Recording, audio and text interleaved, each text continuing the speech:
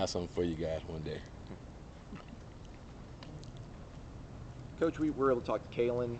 Looked like he went live Wednesday. He seems to be chomping at the bit to want to get back out there. How's he look so far for you? He's looking good. I've been surprised just how he's been able to cut, on his knee. I didn't expect for him to be able to stop and go like the old Khalan. He's been able to do that here, even with the knee brace on, and that's been really good to see. The kid's special, and I know he's excited about being back out there now. And I'm actually looking forward to our scrimmage tomorrow to see him go and actually perform out there with no coaches on the field, nobody's out there, and see what he does. How vital is it to have that, I guess, a cliche 1-2 punch with like a guy like him and Cam? In the I think we have 1-2-3 punch. Him and Anthony Grant. A lot of people sleeping on him. He's having one heck of a spring practice as well, and to get Kailyn back, I think we all know. You all probably don't necessarily know yet what Kailyn can do, but he's special, and to see him healthy and back out there, that gives us a lot of strength on the offense. You mentioned Anthony Grant. Every time we are there for no drill, it seems like he does something well. I guess, what is he doing I particularly feel well? sorry you guys aren't at practice and get to see the kid. He's special. He's patient. He can stop on the dime and explode, and he's fast. So he have a combination of everything. He's strong. He's got good patience, good vision, and he's explosive where he can go the distance as well. And the kid loved playing. He just loved playing the game, and he's a physical back.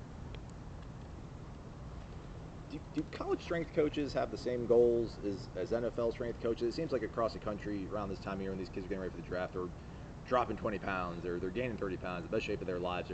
Are they being told something different when they graduate as opposed to what their college strength coach has been putting them through? Well, I think they're going through something. They're training for the combine.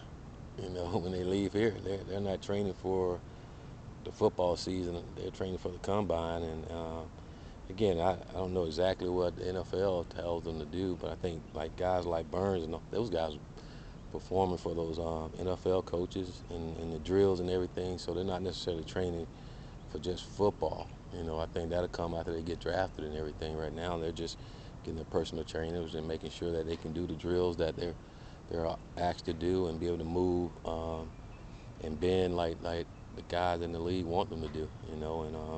So I think it's just more of getting ready for the combine and pro day and things, and rather than just the season. I think they'll eventually start working towards that once they get on the team. Coach, what is Kailyn's, going through the rehab and coming back the way he has? What does that do kind of for the emotional mindset of the team to see a guy like that come back the way he has? Well, I think especially Kailyn, just to see him fight back and get back they all want him back. All our guys know what he's capable of doing. But I think this whole time off has given him an opportunity to grow even more as an individual, and seeing him grow as an individual, I'm more proud of that than anything, because that's helped his rehab, helped him get back quicker, and just seeing him become that man he wants to become is great to see. Seeing a young guy do that is awesome. You talked some recently about kind of the trust and how you felt kind of how the previous staff ended might have made you have to earn it a little more. Do you have any examples off the top of your head of kind of maybe how that wasn't there last year and how you're seeing more of that now? Well, I think, again, they didn't know me as well. They were brought here by someone else, and that happens whenever you take over a program. You got to earn the trust, and it goes both ways, But I think you really don't understand it until you get into the season, until you hit some tough times, and we really didn't hit any tough time until that first game, and it said a lot. When you get into the season, you get into those tough times, you see how people respond, and we didn't respond well. And again, I thought a lot of it had to do with trusting each other. It wasn't just a coach to player thing. It was player to player too.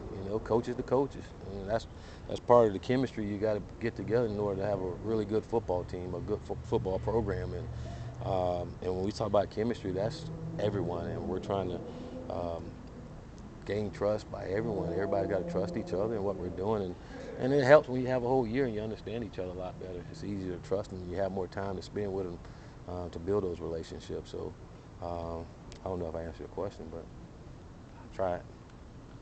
DJ, I know at the end of last year you kind of started using him as money backer a little bit, and I think in spring practice he's been back at Mike. Do you think he's going to play both this year, or do you kind of think he'll be back at Mike full time? I look at both of those positions as the same. He's got a letter on it. You got Mike, what do you call it, Money? Yeah. Mike, Money.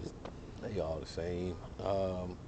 Right now, it all depends. I mean, once we get to the season, we figure out what's our starting 11 and where we're going to put the guys in the best position to go. That, I think more important, that's what we trying to figure out and want to make sure that we do is putting, not just running our defense. We got the right guys in the right place to be able to run the defense so we can be effective. And that's what we're trying to do as we move guys around and seeing what they can do at certain positions.